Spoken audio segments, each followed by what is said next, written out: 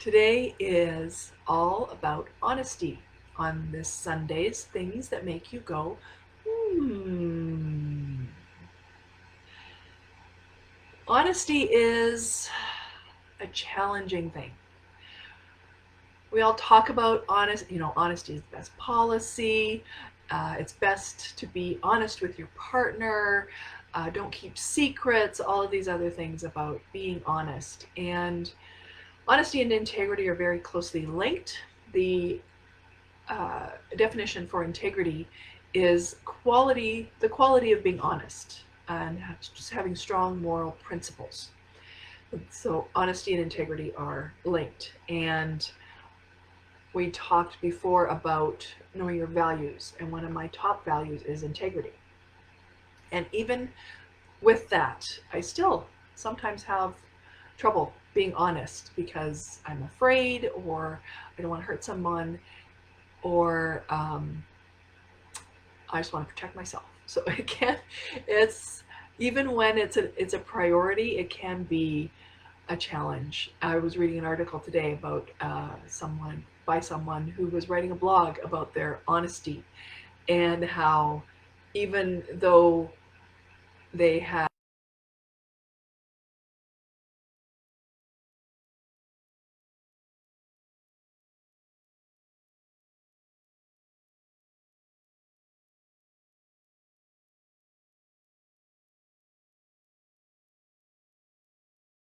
time, we find it really challenging.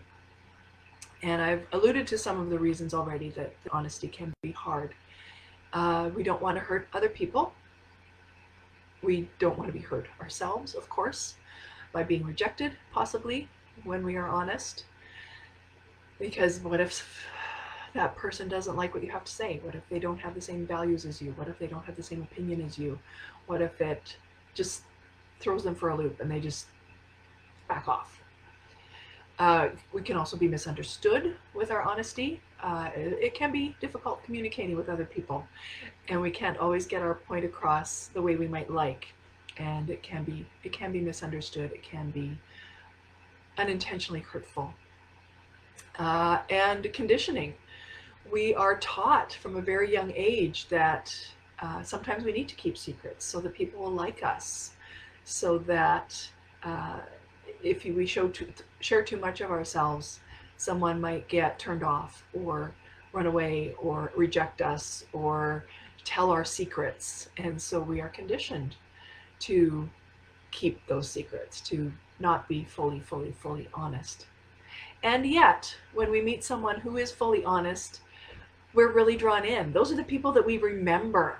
Those are the people that stand out because they are fully themselves. Oh, my hair looks funny. There's some honesty for you. Because honest people know themselves, and they know where their boundaries are, what is important to them, and they will always come clean on that. And we remember that because it's not usual. And so as much as we are afraid of honesty, we also embrace it and honor it at the same time. I just want to take a moment to talk about different ways to be honest. So there's the way that makes us go, and the way that makes us go, ee. That was a little much. So good honesty or true honesty is when it's honoring yourself. When you are honest about your needs, your boundaries, your emotions, when it opens you up and makes you more available to people and more in relationship, versus when we vocalize our judgments. We've talked before about how judgments are always in our heads. We are judgment machines. It's something that is just part of who we are as humans. And they're not good or bad or right or wrong. It's about how we use them or don't use them. And so if a judgment comes into our heads that's very hurtful and we just blurt it out, sure, that's honest, And it's also not helpful. It's not bringing us into relationship with people. I'm not saying don't tell someone the truth about themselves, but do it in a gentle way. Do it in a way where they can respond in a positive manner so that they can hear it and grow from it, not be hurt and repelled by it. So so there are people that are not always gentle. They're not always loving in their honesty. And I really want to embrace, to emphasize that truthfulness, that honesty with love is what really makes me go, and I'm sure it makes you go, too. And it's super sexy because it's so rare. And when we experience it, it just, tingle, tingle, tingle. I want more of that. When we are honest, I want to ask you some questions.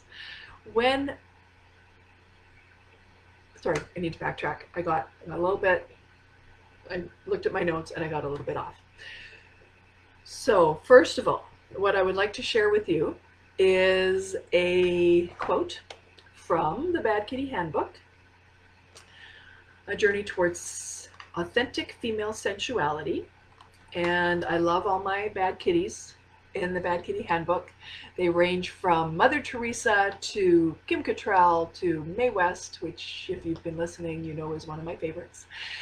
And just all over the map, all kinds of women who are honest and true to themselves and who they are. And this one is from Jamie Lee Curtis, who I love for so many reasons. And one of them is that she's aging gracefully. She's not trying to pretend that she's not the age she is. She doesn't do plastic surgery. She doesn't do any interventions. She's just letting Mother Nature do her job and to be truthful about who she is in all ways, her mental, physical, spiritual, just her whole self. And she says, the more I like me, the less I want to pretend to be other people. So that's really honesty. That is what it really boils down to, is that we know who we are, we know what's important to us, we know our boundaries, we know what we need, and we don't pretend about it. And as women especially, we tend to, or I tend to, and I know a lot of my friends have, so if you're not like this, disregard. We tend to, or I'm going to personalize again, sorry. I tend to sublimate myself in a relationship. And it's really, really hard for me when I get close to someone to put out there what I really need. And when my last relationship ended, I really realized that I had compromised a lot. And I've seen it happen over and over and over again. When a woman gets out of a relationship, suddenly she blossoms because she's not trying to make someone else happy anymore. So if that is you, I'm not saying leave your relationship, but I am saying you need to be honest with yourself first about what you need and where you need to go so that you can be with yourself first, and then with others, with your partner, with your family, with your friends, and spread that ness all over with your honesty. So last week I mentioned that I'm going to be doing homework on the lives, and so today our homework is a few questions. And that is, when were you honest? When have you been honest with yourself, with others? And how did that turn out? Was it a good situation? Did it end up being hurtful? And why? And that's just to evaluate where you are with your honesty. Is it a kind, loving, inclusive honesty, or a brutal, nasty, pushing away kind of honesty? When did you hold back with your honesty? Was there something that you really, really, really needed to get off your chest, that you really needed to say, that you just never got around to, or couched in gentle terms, or kept putting off, kept putting off? That's my thing. I am an avoider, and I know that about myself. So when I have something I really need to say to someone, and I know it's going to be challenging for whatever reason, I will put it off, and I will put it off, and I will put it off. And a lot of times they even open the door. Like they'll say something where I could easily step into that conversation, and I still stop myself. And it just ends up being a barrier. And I have a hard time connecting with that person because I'm holding something back. And I'm really working hard not to do that anymore. And I hope that that's something that you will work on as well. So when do you hold back? When have you held back? And how did that affect you and your relationships? And when was someone honest with you or not? And how did that go? Evaluating other people's responses to you is just as valuable as you and your responses and communications with others, because it all works together, it all comes together, and it will either make you go or oh god. And we want the first one. That's what we're here for things that make us go that sexiness, that juiciness, that joy in life that makes us go and honesty is part of that. Before we close tonight, I'd like to read a little bit from Serial Love. And this is my erotic novel. I'm so happy and proud that I finally got this book out. And I'm even happier and prouder of all the people that have read it and given me such wonderful feedback. So thank you to all my readers out there, and I hope you are passing the book along to someone else to enjoy as well. So this is near the end of the book, and this is an instance where there is honesty, and it can create even with honesty, sometimes there can be a break in the relationship. And this is Kathy, our protagonist, and her best friend, and as the book goes on, her lover, Barb. And Barb introduces her to the polyamorous community and also to her bisexuality. And she's a wonderful, wonderful friend who's always there for her. And this is a very honest exchange between the two of them that actually ends up not being the best, but in the end they do come back together. Just, don't worry. At lunch, Barb and I went for a walk, and I told her about what had happened with Alexi, another gentleman that she's seen. She didn't say anything until we were almost back to work. While we were still out of sight of the doors, she turned to me, took my hands. I want you to know that you are loved. I looked at her, my brow knitted. Then after a moment, my eyebrows raised and my mouth opened. She squeezed my hands and shook her head. Don't say anything. There's no need. Getting to know you these last months, I've fallen in love with you. It would make me so happy if you loved me too. I know you care for me and that we've grown close. For now, that's enough. In light of Alexi, I wanted to let you know how I feel. She kissed my palms, dropped my hands, and walked away. I stood in the sun for several minutes, stunned again for the second time in a few days before I went back in.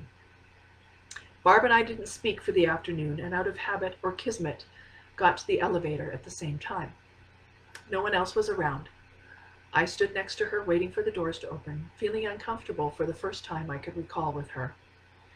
As soon as we were in the box and the doors closed, I turned to Barb. Looking down into her cocoa eyes, I couldn't find the words, so I kissed her. We kissed softly, but held each other tightly. Her tongue softly flicked mine, and I could feel my heart beating.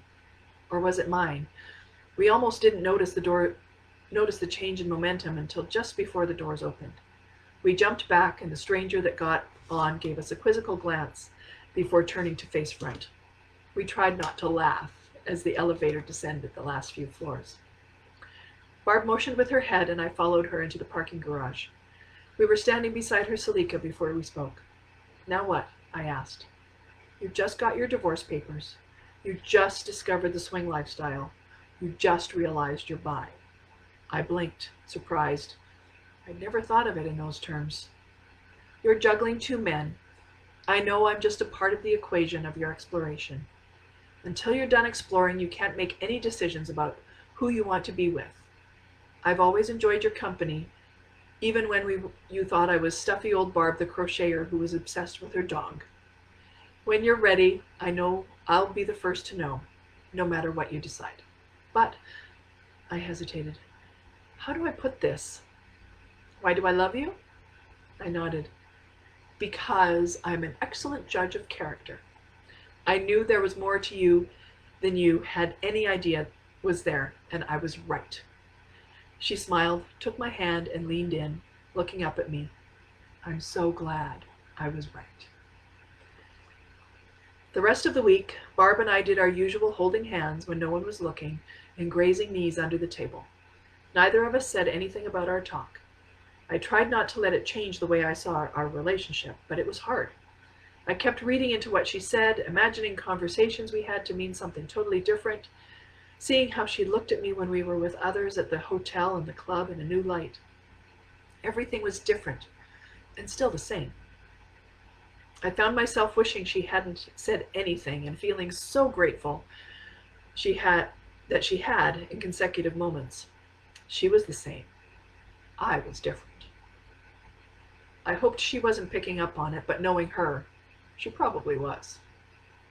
On Friday, I couldn't take it anymore. At lunch, I suggested a walk. We went around the block, and I sat on a bus bench. I started to talk before she even sat down. I'm going crazy. I almost wish you hadn't told me how you feel. I don't know what to do with it. She started to speak, and I put up my hand. Everything feels different now.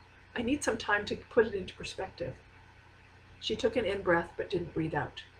Her lips thinned and her posture tightened. I'm sorry. We're going to have to take a break. No kissing, no holding hands. And I wasn't sure what the "and" was. And no talking about my love life. She let out her breath and her body deflated. So, basically back to how it was. Talking about things that don't matter and pretending I don't care about you. Tears started to well up in her eyes. I gulped down the lump in my throat, nodded, reaching for her hand. She pulled away and stood up. No. If that's how it's going to be, it starts now. She walked off, fast, her fists in balls. I sat on the bench for 10 minutes, feeling like a giant ass. So they were both honest with each other. They just weren't on the same page. And that's what happens sometimes with honesty. Isn't it better to know than to wonder? Isn't it better to go forward than to stay stuck? That's what we can do with honesty. And that's what makes me go, Thank you so much for joining me tonight. I am always so pleased to have you with me. I know Heidi was here tonight. She made a few comments. I thank you, Heidi. Whoever else joined me, thank you for coming out this Sunday. I appreciate your time. I appreciate your attention. I hope you'll share the video. I hope you'll also, if you haven't already, go to my website, thebadkitty.com, and or Amazon. Both places you can find Serial Love, and on Amazon you can find the Bad Kitty Handbook. So have a wonderful Sunday, everybody, and stay sexy, everyone.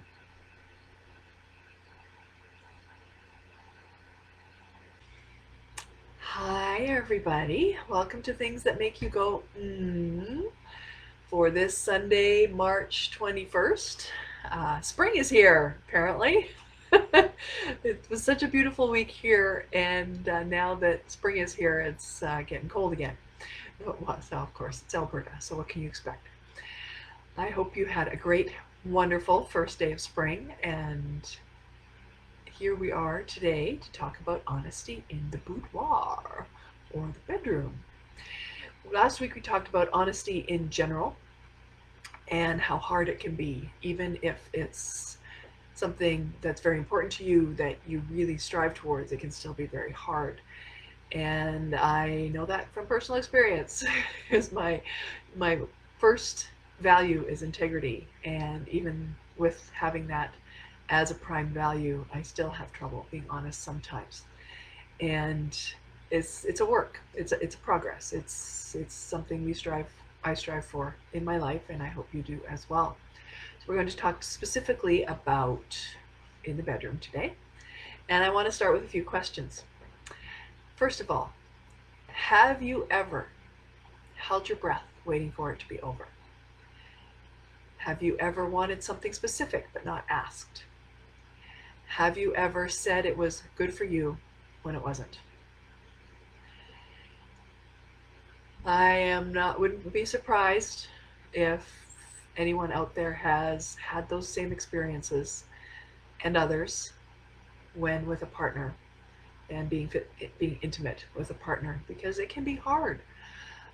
We have this weird thing as humans that it's super easy to be super honest with people we don't care about because there's no consequences. But the people we do care about, it can be really challenging because we don't want to hurt them. We don't want to be rejected. We don't want to cause strife in the relationship. When in fact, holding back is a barrier to intimacy. And of course, of all places, we want to be intimate in the bedroom with our partners or partners, however your life happens to be. So because of that, we need to make some steps in to get over that. The first is to get over our fear of rejection. Sounds easy, sounds trite. It's not. However, it's critical, because if we fear rejection, we're not going to be honest. And there's no possible way to know if we would be rejected unless we are honest. It can be as simple as a request for something specific. It can be an honest feedback about how things are going. It can be a confession. All of those things need to get out in the open. Otherwise, intimacy is restricted.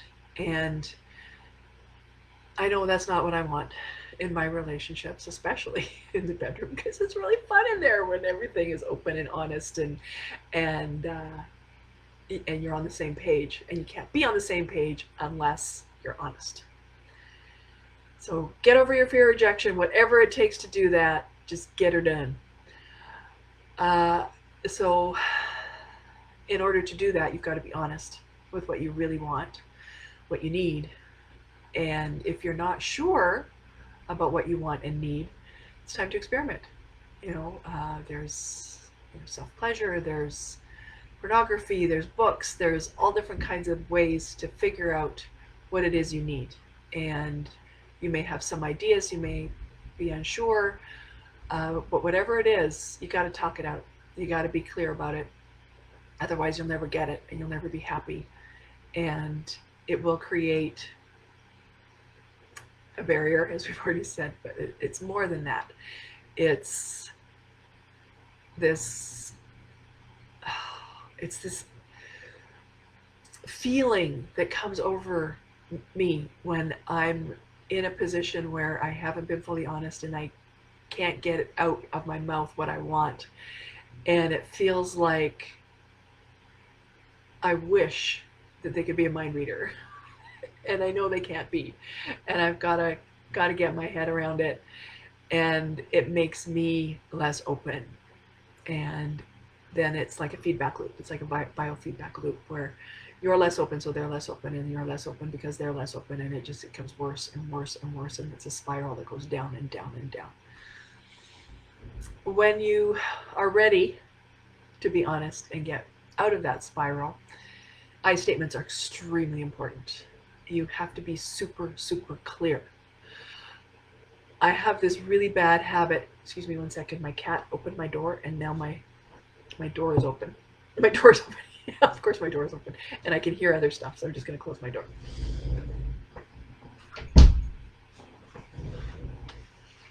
All right, so I statements. I personally have a hard time with I statements. I did a course once where we were given assignments to do, and my first assignment was to use declarative sentences. So clear, I want this. I feel this, because I tend to beat around the bush and tell stories and do all these other things to hopefully get the message across. But because it's not clear, because it's not I statements, it doesn't always land. And I statements are clear. Those declarative sentences using clear language, using eye contact, using all of the things that we've talked about in the past will get that message across. And there may be some conflict with that message, but at least you know that you've delivered it in a way that is clear and cannot be misconstrued. One more second. Now I've got a cat in here that wants to get out.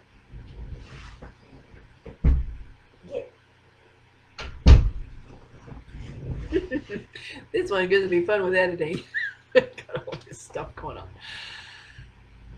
Next, explain what you want as best you can with those I statements.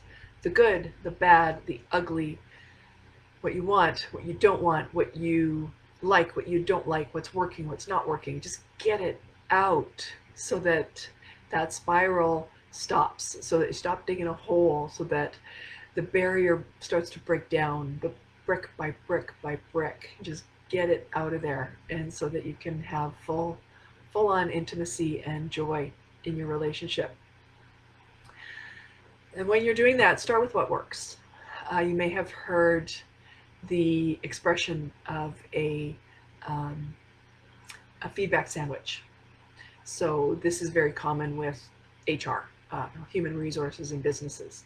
They say give positive feedback, then negative feedback, and then sandwich it with another piece of positive feedback. And that's a great rule of thumb with anything. When you're being honest with your partner, just say, this is working, this isn't working, and I'd really like some more of this.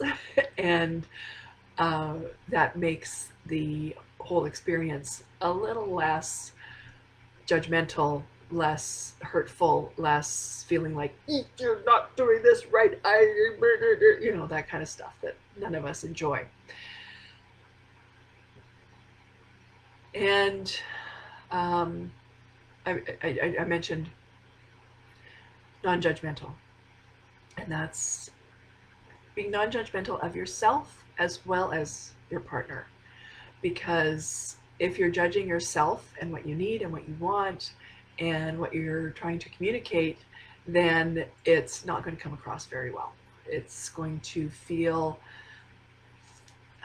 who wants to give you something that you don't fully own? And if you can't own it, then someone else isn't going to give it to you. So you need to be clear that you're okay with what you want, and then also be clear that you're okay with what the other person wants. And it may not work for both of you. There's a lot of negotiation, even when you're honest, and finding that middle ground. Or you may discover that they want the same thing you do and they were afraid to say it too. So the only way you can find out is by speaking it out. It's true of all aspects of life. You can't go, if you're hiding. You can't go if you don't know what you want. You can't go if you're not clear. So get out of your head, get it out of your mouth, and find a way to break down that barrier. One of the things that hold us back is our comfort zone. All of us have a comfort zone. Some of them are very small, some of them are enormous, but we all have one. And when we bump up against the limits of that comfort zone, that's when things get hard. That's when we start to doubt ourselves. And it's only by breaking through that barrier that we can have new, wonderful experiences. And I want to read you a little excerpt from the Bad Kitty Handbook about the comfort zone. And I just thought it would be clearer if I read it rather than reiterating it. And as I've said as you may know, the Bad Kitty Handbook is my nonfiction book that I wrote several years back. When did I write it? I'm gonna check the ISBN in here. 2010, so it's an 11-year-old book. And I used to do a lot of public speaking, and this was my companion piece. So I've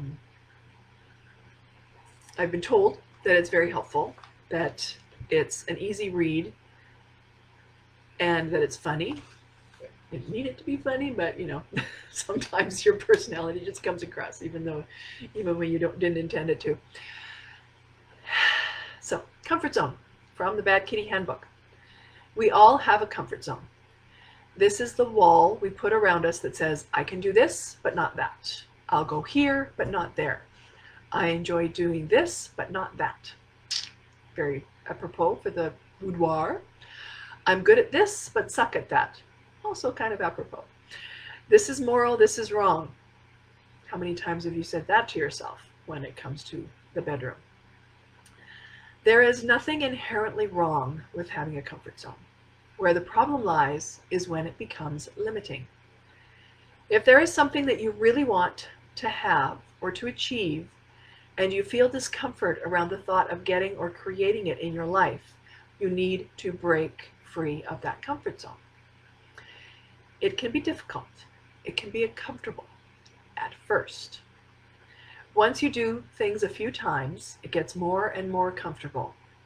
And before you know it, it becomes part of who you are, and your comfort zone has expanded. Ta-da! It's like magic. And this is a personal story about the comfort zone. All my life, I labeled myself as someone who couldn't sell. I would say I couldn't sell heaters to Eskimos. I had a belief that sales were beyond me, that there was a type of person that was good at sales, usually pushy and obnoxious, which just wasn't me. I worked at Sears for a number of years, and part of the job was to sell the credit card. I was complaining to a friend about having to do this and how much I hated it, and she said, "You're an actress. Why don't you just pretend you're good at it?" Sometimes our friends are so smart. And even if you're not an actress, hello, that's what you do. It's called acting as if you are already the person you want to be. I did just that, and suddenly I started to get results. Soon I didn't even have to pretend. Asking became second nature, and no's weren't as likely to deter me from continuing. A few days later, my coach told me that in order to become the person I wanted with a business, I needed to get out there and do sales. All businesses require sales, whether you are selling yourself, your idea, or a product. I ended up working for my brother-in-law. Either he saw something in me, or he just didn't want to put an ad in the paper. I think it was probably the second one. Whatever the case, I started doing sales for him, which is what I'm still doing. In the first year, I did all his sales, and we sold over $500,000 of cabinet refacing. The following year, we hired a second salesperson, and I was doing half as many locations. My sales remained nearly the same as the previous year and with half as much territory. The next year, I cut back even further and maintained my levels once again. In addition, one of my locations, which had been second to last in sales in previous years, was now number 1 of 10 in the city and number 7 of hundreds in the country. These experiences gave me the confidence and skills to go forward in creating the Bad Kitty. And to know that there is something that I haven't done before or am uncomfortable with, I can push myself through that barrier and find a way. I will network, talk about myself, ask for the sale or an action, and all with a sense of being grounded and of comfort I wouldn't have had without pushing myself to sell. So whether it's sales, whether it's talking to your partner, no matter what it is, we all have a comfort zone. And we can't get out of it unless we push it, unless we take a chance and get over that fear of rejection. And one of the things that I had to push myself to do was writing my erotic novel, Serial Love. It took a long time, a lot longer than I had expected it to. And once it was done, then it was the pushing of getting it published, getting it, well, formatted, edited, then published, which I decided to do through Amazon rather than approaching publishers, which I decided it was a decision not to approach publishers rather than giving up. It was a conscious decision. And now I'm in the marketing stage, and that is actually the hardest part. The writing I thought was hard. I didn't think the writing was hard, to be completely honest. I enjoyed the writing part of it. The editing part was hard. The getting it prepared to get out into the world was hard. And the marketing is even harder. It was like, oh, you must be so excited that your book is out. And I'm like, yeah, now I have to get it into people's hands. So the struggle continues. The comfort zone keeps growing. And to close off tonight, I'd like to read, actually, it's the very end of Serial Love, where Kathy has to be honest with 2 of her lovers about what she needs to do next. Sit, I instructed, following them to the living room. I have a lot to tell you. They sat on the couch, and I stood in front of them, fidgeting. Drinks? I gestured towards the end tables, where I had already set a beer and a gin and tonic. As they took a sip, I began. First, I want to thank you for making me go it alone this last while. It's been really good for me. Barb replied, I can tell. I shrugged. So anyway, I've been doing a lot of thinking, and I have a plan.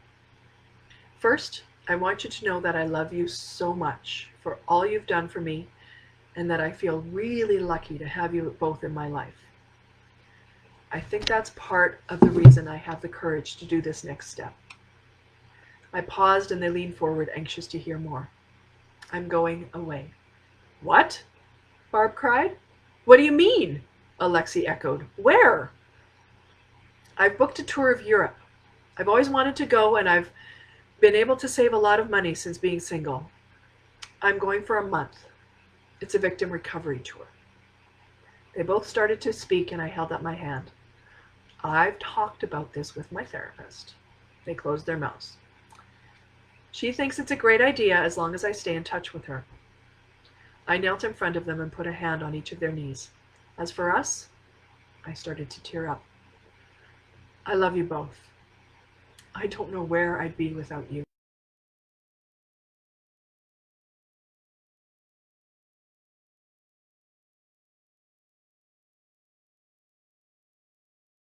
About who I am on my own.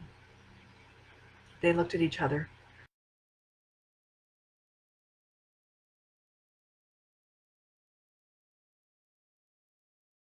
Mine. That is such great news. We have something to... Barb put her hand over his, and he stopped. We are so proud of you, she interjected. I looked back and forth between them, my 2 saviors, my 2 friends, my 2 lovers. I love you so much. I stood and kissed them both lightly before moving to the armchair, picking up Roscoe and resettling him in my lap. We talked and talked together about the details of my trip. Barb agreed to look in on my place and take Roscoe. assuring me that Bailey would love the company. They told me to keep in touch and post lots of pictures. They sat close, leaning toward me, their knees and hands brushing together. After finishing their drinks, they got up to leave. I put Roscoe down and walked them to the door. Barb hugged me. Have a wonderful trip. I'll miss you. I love you. She wiped a tear away as she turned and went out the door. Alexei kissed the palm of my hand as he had so many times in the past, and simply nodded, his eyes soft and wet as he walked away. Alone again, I took a deep breath. I smiled slowly as I grasped that I was truly happy. As I headed to bed, I thought to myself, welcome to the new normal. In the full-length mirror, as I undressed, I told my reflection, only one. Okay, bad kitty, time for your next adventure. And that is how Serial Love ends. And currently I'm working on book number 2. Another piece of the comfort zone to get through. Thank you so much for joining me tonight. A reminder that both the Bad Kitty Handbook and Serial Love, this side, are available. I have such trouble doing this part, making sure that everything's in frame and straight. And then I have to look at myself so that I can do it. So I don't look at the camera. There we go. So both the Bad Kitty Handbook and Serial Love are available on Amazon. And the Serial Love is available on my website, thebadkitty.com. And if you buy it through the website, you also get a copy of the Bad Kitty Handbook, as well as a couple of other free gifts. Happy Sunday, everybody. And stay sexy, everyone.